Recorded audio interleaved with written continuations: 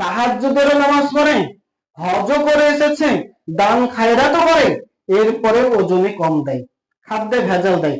তো দোষটা কার? হজের না তাহাজ্জুদের না ওয়ার? ওই লোকের দোষ।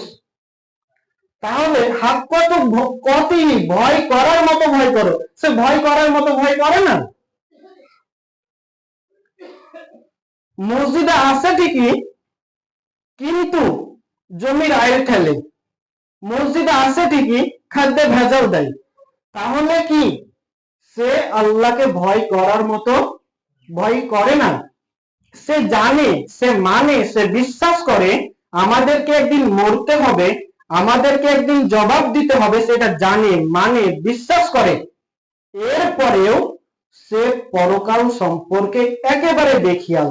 পরকাল সম্পর্কে তার কোনো চিন্তাই আসে না, আমাদেরকে মরতে হবে, জবাব দিতে হবে, এই চিন্তাটা তার মাথায় আসে না।